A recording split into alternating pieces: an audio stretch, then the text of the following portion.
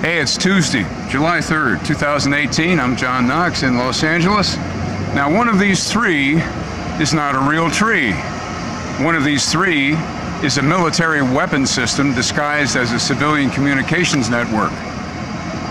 All right, so this is where we are in Los Angeles. However, what I want you to really see is over to our left.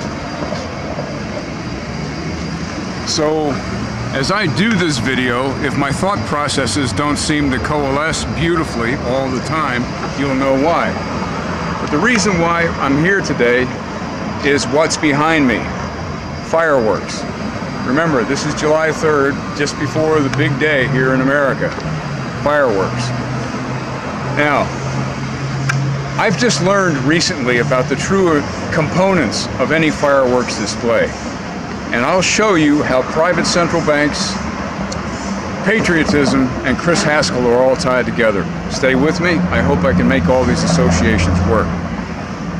The private central banks are known to have funded both sides of practically every war for the last 3 centuries.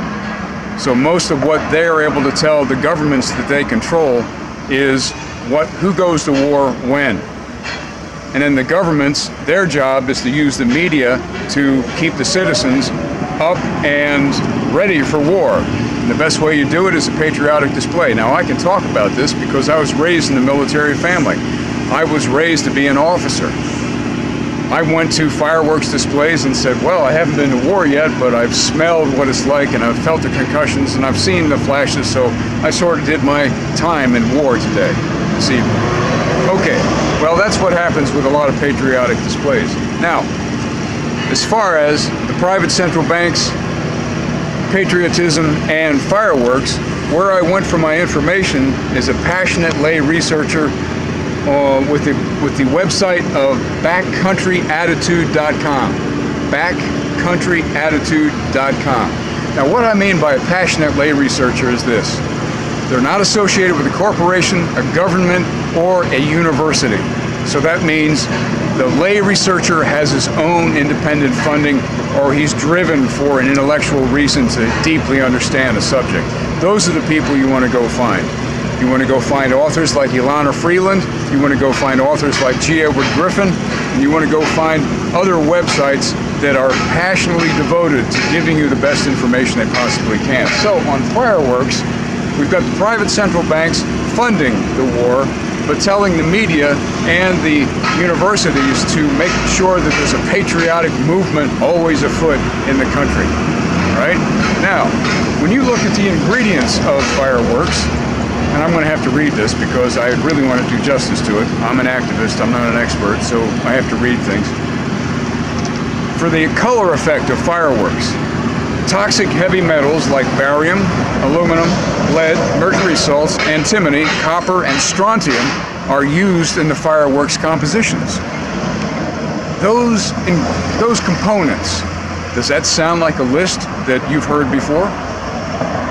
Chris Haskell is an amazing anti-geoengineering activist, and he's been framed on 6 counts of simulated terrorism by the state or whichever governmental organization you want to choose in Tucson for talking about chemtrails, stratospheric aerosol injection, tropospheric aerosol injection, albedo whitening, solar radiation management, chemtrails, whatever term you want to use. Chris has been protesting exactly that for 10 years, over 10 years, and now he's facing these simulated terrorism charges, right? But he was talking about processes that have exactly these same ingredients, right? So that's how the private central banks, patriotism, and Chris Haskell all tie together. Now, there's another thing I want to read here.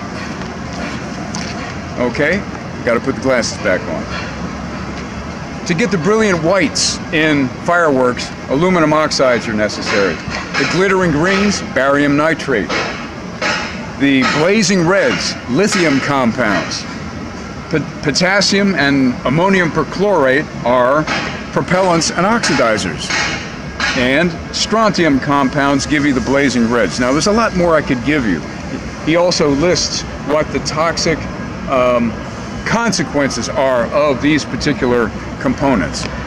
But what I would say to you is, rethink going to a fireworks display. General Smedley Darlington Butler wrote a small book in 1940. I mean, he may have written it even before 1940. He died in 1940. The small booklet he wrote is War is a Racket. A Marine Corps Major General, having been through his entire career, finally came to the conclusion that war is a racket. I would look at that small booklet if I were you. And when you start feeling patriotic chest pounding coming on because it's fireworks time, remember what a retired Marine Corps Major General had to say about war in general. It's a racket. Okay? One of the other videos I would highly suggest that you look at is All Wars Are Bankers' Wars. All Wars Are Bankers' Wars. It's a podcast that Michael Rivero did a couple of years ago. Never mind about the visual, it's just meant there to keep you entertained, but the audio track is amazing. I've listened to that over a dozen times. I highly recommend it. Okay, so, one other thing I wanted to cover, the pets. On 4th of July and all the other days that are right around the 4th where people think it's okay to explode explosives outside, think about the pets. I've seen pets up close and personal that just can't be consoled because they're so scared with the huge detonations and the flashes and all the crazy energy that comes around the 4th of July celebration. Think about it. The pets, the flora and the fauna, they're adversely affected by this ridiculous display of ridiculous patriotism. I wish I had a better word for it. I don't. All right. It's Tuesday, July 3rd, 2018. I'm cultivating my common sense by looking at a great lay researcher's information on fireworks and why it's something you don't want to be around. When I've cultivated my common sense, I always find that there's more and more reasons to stay curious.